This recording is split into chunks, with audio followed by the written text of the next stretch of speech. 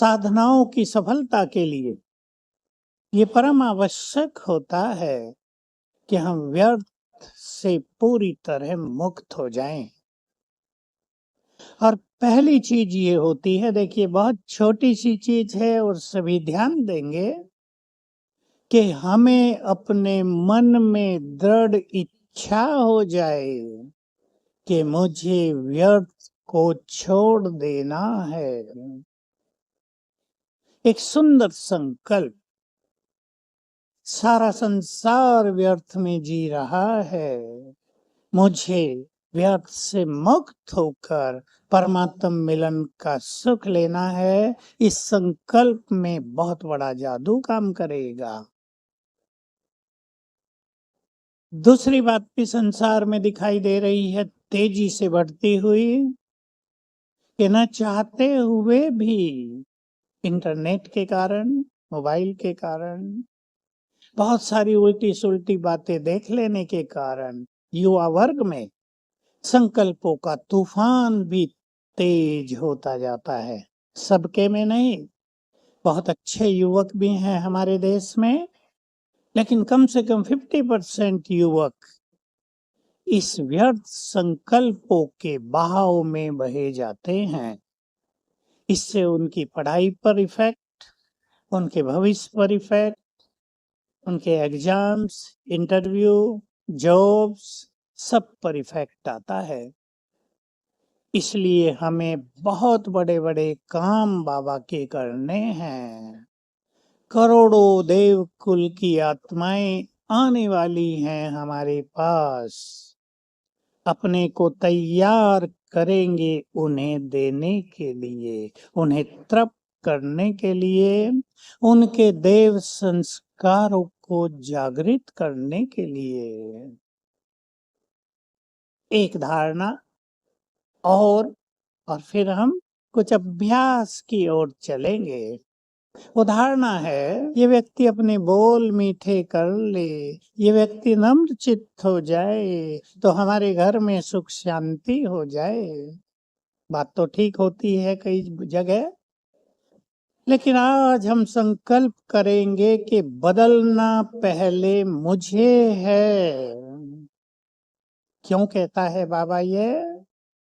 इसके पीछे जो एक रहस्य है उसे सब ध्यान से सुन लें। हम सब ही इष्ट देव देवियां हैं। हम सभी सृष्टि परिवर्तन के जिम्मेदार हैं। हम ही पूर्वज हैं। हमारा परिवर्तन अनेकों में स्वतः ही परिवर्तन ले आएगा। इसलिए मुझे बदलना है। दो तीन चीजों पे ध्यान देंगे। मुझे अपने एटीट्यूड्स को बदलना है, दृष्टिकोण को बदलना है।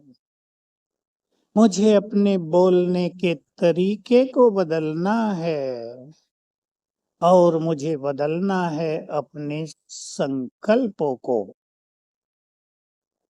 संकल्प बीज होते हैं। एक व्यक्ति ये सोच लेता है, ये दूसरा व्यक्ति मुझे बहुत तंग कर रहा है, मैं बहुत परेशान हूं इससे, ये मुझे सुखी नहीं रहने देता, वो परेशान रहता है। और एक व्यक्ति सोच लेता है, ये मुझे तंग करता है, लेकिन मुझे तंग नहीं होना है, मेरे पास ईश्वरीय ज्ञान है, मेरे साथ भगवान है, मुझे कोई तंग कर ही नहीं सकता। देखिए, दोनों की परिस्थिति एक ही है, लेकिन विचार बदलने से स्थिति अलग अलग हो जाती है। कुछ लोगों का सोचना है कि अपने परिवारों को छोड़कर जंगल में या पर्वत शिखर पर जाने से हमें सच्ची स्वतंत्रता मिल सकती है, हम चिंता और दुखों से मुक्ति पा सकते हैं। लेकिन ये पूर्ण रूप से स्वतंत्रता मिली ऐसा हम कह ही नहीं सकते, ये कतई ही झूठ है। इसके बजाय हर एक को अपने अंतरात्मा में जाना चाहिए। इस आध्यात्मिक प्रयास की जरूरत होती है। आत्मा अपने शरीर में कैद होती है, ये अपने संबंध द्वारा कैद होती है।